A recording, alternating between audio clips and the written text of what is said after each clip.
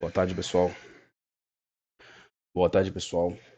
Vamos mais uma vez iniciar nesse dia 17 de janeiro, uma quarta-feira, mais um capítulo da leitura de livros de Esaú e Jacó. Vamos lá. Capítulo 23. Quando tiverem barbas. Naquele ano, uma noite de agosto, como estivesse algumas pessoas na casa de Botafogo, sucedeu algo que uma delas. Naquele ano, uma noite de agosto, como estivessem algumas pessoas na casa de Botafogo, sucedeu que uma delas, não sei se homem ou mulher, perguntou aos dois irmãos que idade tinham. Paulo respondeu: Nasci no aniversário do dia em que Pedro I caiu do trono. E Pedro: Nasci no aniversário do dia que Sua Majestade subiu ao trono. As respostas foram simultâneas, não sucessivas, tanto que a pessoa pediu-lhes que falasse cada um por sua vez. A mãe explicou. Nasceram no dia 7 de abril de 1870. Pedro repetiu vagarosamente. Nasci no dia em que Sua Majestade subiu ao trono. E Paulo em seguida. Nasci no dia em que Pedro I caiu do trono. Natividade repreendeu a Paulo a sua resposta subversiva. Paulo explicou-se. Pedro contestou a explicação e deu outra. E a sala viraria clube. Se a mãe. E a sala. Pedro, Paulo explicou-se. Pedro contestou a explicação e deu outra. E a sala viraria clube se a mãe não os acomodasse por essa maneira. Isto não. Isto. Isto hão de ser grupos de colégio. Vocês não estão em idade de falar em política. Quando tiverem barbas. Quando tiverem barbas. As barbas não queriam vir, por mais que eles chamassem o bolso com os dedos. Mas as opiniões políticas e as outras vinham e cresciam. Não eram propriamente opiniões, mas não tinham raízes grandes nem pequenas. Eram, mal comparando, gravatas de cor particular, que eles atavam ao pescoço, à espera de que a cor cantasse e viesse outra. Naturalmente, cada um tinha a sua. Também se pode crer que a cada Também se pode crer que a de cada um era, mais ou menos, adequada à pessoa. Como recebiam as mesmas aprovações e distinções nos exames, faltava-lhes matérias a invejas. E se a ambição os dividisse algum dia, não era por hora águia nem condor, ou sequer filhote, quando muito, um ovo. No colégio de Pedro II, todos lhe queriam bem, as barbas é que não queriam vir. Que é que lhes há de fazer? Que é que lhes há de fazer quando as barbas não querem vir? Esperar que venham por seu pé, que apareçam, que cresçam, que embranqueçam, como é seu costume delas, salvo as que não embranquecem nunca, ou só em parte e temporariamente. Tudo isto é sabido e banal, mas dá ensejo a dizer de duas barbas do último gênero, célebres naquele tempo e ora totalmente esquecidas. Não tendo outro lugar em que fale delas, aproveito este capítulo e o leitor que volte a página, se prefere ir atrás da história. Eu ficarei durante algumas linhas, recordando as duas barbas mortas, sem as entender agora, como não as entendemos então, as mais inexplicáveis barbas do mundo. A primeira daquelas barbas era de um amigo de Pedro, um capucho, um italiano, Frei tal qual. Podia escrever-lhe o nome, ninguém mais o conheceria, mas prefiro este sinal trino, número de mistério, expresso por estrelas, que são os olhos do céu. Trata-se de um frade. Pedro não lhe conheceu a barba preta, mas já grisalha, longa e basta, adornando uma cabeça máscula e formosa. A boca era risonha, os olhos rútilos, ria por ela e por eles, tão docemente que metia a gente no coração. Tinha o peito largo, as espáduas fortes, o pé nu, atado à sandália. Mostrava aguentar um corpo de Hércules. Tudo isso meio e espiritual, como uma página evangélica. A fera viva, a afeição segura, a paciência infinita. Frei, tal qual, despediu-se um dia de Pedro. Ia ao interior, Minas, Rio de Janeiro, São Paulo. Creio que ia ao Paraná também. Viagem espiritual, como a de outros confrades, e lá ficou por um semestre ou mais. Quando voltou, trouxe-nos todos a grande alegria. Quando voltou, trouxe-nos a todos grande alegria e maior espanto. A barba estava negra, não sei se tanto ou mais que dantes, mas negríssima e brilhantíssima. Não explicou a mudança, nem ninguém lhe perguntou por ela. Podia ser milagre ou capricho da natureza. Também podia ser correção do homem, posto que o último caso fosse mais difícil de crer que o primeiro.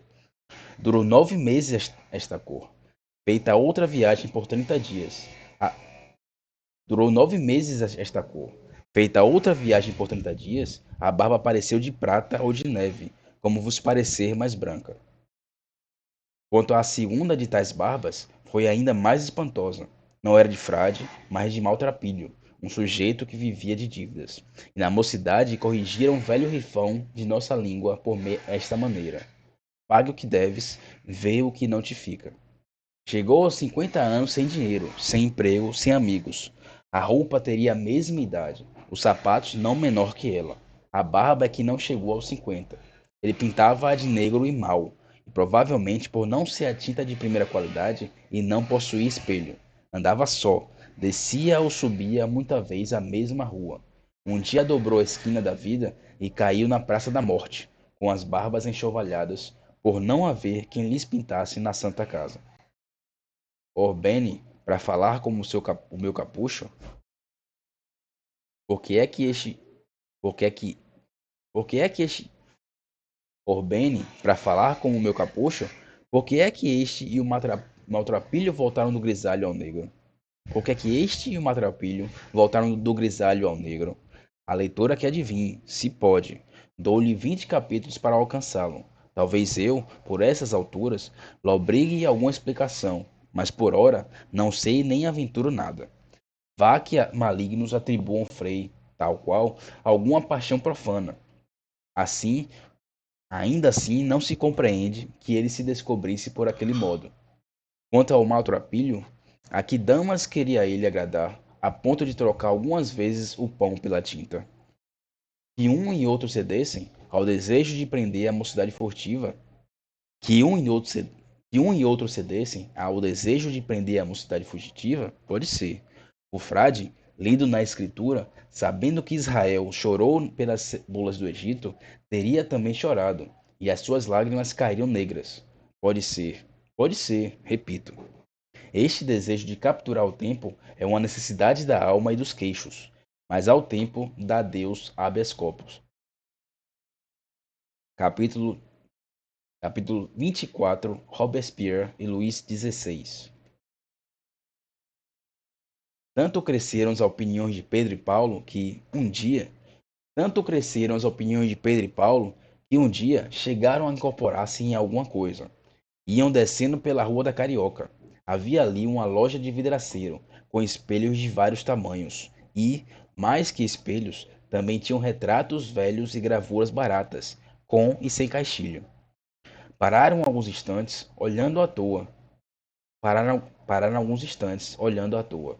Logo depois, Pedro viu pendurado um retrato de Luís XVI. Entrou e comprou-o por 800 réis.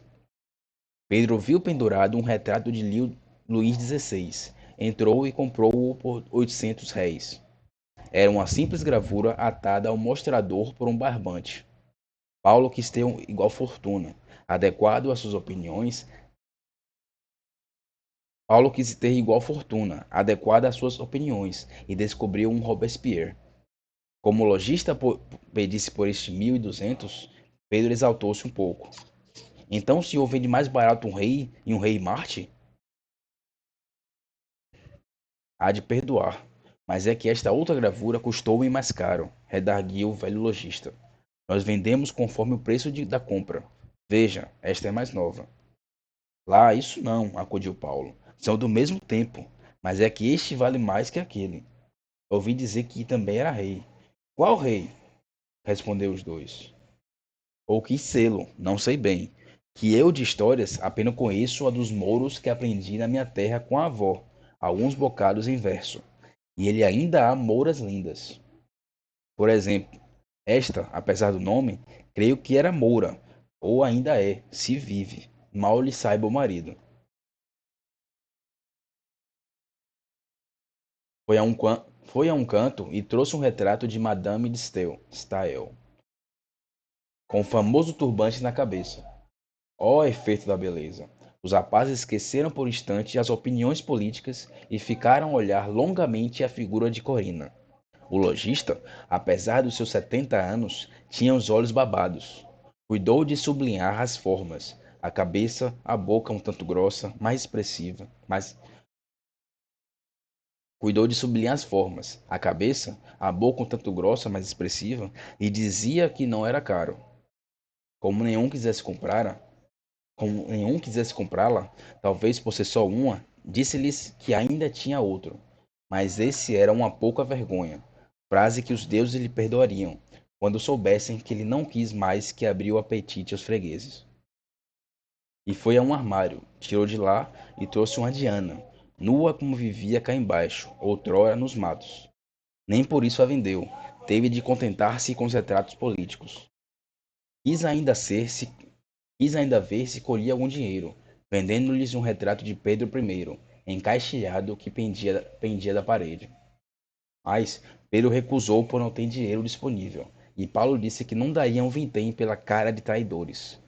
Antes, não dissesse nada.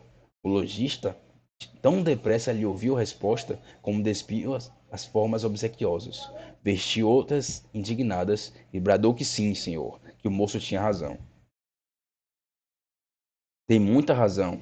Foi um traidor, mau filho, mau irmão, mau tudo. Fez todo o mal que pôde a este mundo. E no inferno, onde está, se a religião não mente, deve ainda fazer mal ao diabo. Este moço falou há pouco em Rei Marte. Continuou mostrando-lhes um retrato de Dom Miguel de Bragança, meio perfil, sob a casaca, mão ao peito. Este aqui foi um verdadeiro Marte daquele, que lhe roubou o trono, que não era seu, para dá-lo a que não pertencia. E foi morrer à míngua o meu pobre rei e senhor. Dizem que na Alemanha, ou não sei onde, dizem que na Alemanha, ou não sei onde. Ah, malhados, ah, filhos do diabo. Os senhores não podem imaginar e que era aquela canalha de liberais. Liberais, liberais ao alheio. É tudo a mesma farinha, reflexionou Paulo. Eu não sei se eles eram de farinha. Sei que levaram muita pancada. Venceram, mas apanharam deveras. Meu pobre rei. Pedro quis responder ao remoque do irmão e propôs comprar o retrato de Pedro I. Quando o lojista tornou a si, começou a negociar a venda, mas não puderam estender o preço. Pedro dava os mesmos 800 réis do outro. O lojista pedia-lhe 2.000 réis. Notava-lhe que estava encaixilhado, e Luís XVI não. Além disso, era mais novo, e vinha à porta a buscar melhor luz. Chamava-lhe a atenção para o rosto, os olhos principalmente, que bela expressão que tinham. E o manto imperial. E o manto imperial, que lhe custa dar 2.000 réis? Dou-lhe 2 tostões. Serve? Não serve. Mais que isso me custou ele. Pois então, veja sempre, veja sempre. Por isso, por isto não vales até 3.000 réis? O papel não está encardido, a gravura é fina. 10 tostões, já disse. Não, senhor, olhe. Por 10 tostões, leve este de Dom Miguel. O papel está bem conservado e com pouco dinheiro. Manda-lhe pôr um castilho. Vá, 10 tostões. Eu já estou arrependido, 10 tostões pelo imperador. Ah, isso não. Custou-me 1.600 há 3 semanas. Ganho uns 300 réis, quase nada. Ganho menos que o senhor Dom Miguel, mas também concordo que é menos procurado. Este de Dom Pedro I, se passar amanhã, talvez não o ache. Vá, sim? Eu passo depois. Paulo já ia andando e mirando Robespierre. Pedro alcançou-o. Olhe, leve por 7 tostões. Olhe, leve por 7 tostões e o senhor Dom Miguel. Pedro abanou a cabeça. 6 tostões servem? Pedro, ao lado do irmão, desenrolava a sua gravura. O velho lojista quis ainda bradar. 5 tostões! Mas iam já longe, e ficava mal negociar assim. Capítulo 25. Dom Miguel. Assim como assim, ficou pensando velho. Não há de ser enrolado e guardado que o hei de vender. Vou mandá-lo encaixilhar. Põe-se-lhe aqui umas tabuinhas velhas. Dom Miguel voltou para ele os olhos turvos Dom Miguel voltou para ele os olhos turvos de tristeza e reproche. Assim lhe pareceu ao vidraceiro, mas podia ter sido ilusão. Em todo caso, pareceu também que os olhos tornavam ao seu lugar, fitando à direita, ao longe. Para onde? Para onde a justiça eterna? Cuidou naturalmente o dono.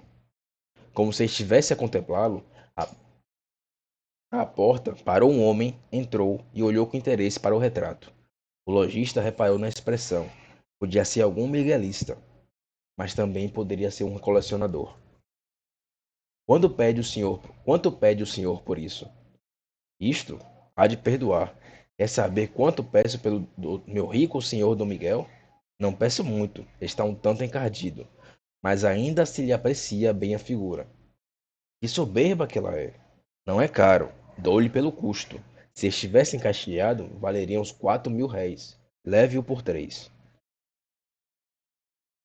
O freguês tirou tranquilamente o dinheiro do bolso, enquanto o velho enrolava o retrato e, trocados um pelo outro, despediram-se corteses e satisfeitos. O lojista, depois de ir até a porta, tornou à cadeira do costume. Talvez pensasse no mal que a que escapara, se vendesse o retrato por 10 tostões. Talvez pensasse no mal que escapara, se vendesse o retrato por 10 tostões. Em todo caso, ficou a olhar para fora, para longe, para onde há justiça eterna. 3.000 réis. E esse é o final do capítulo Esaú e Jacó. Eu não acho que minha voz ficou muito boa nessa leitura. Eu acabei de acordar, tô com a voz ainda. Parece que tá cheio de poros na minha voz. Tá falhando. E talvez tenha sido um erro ter lido logo após acordar. Vamos ver como é que vai ficar a minha voz na gravação. Então, até o próximo episódio dessa leitura.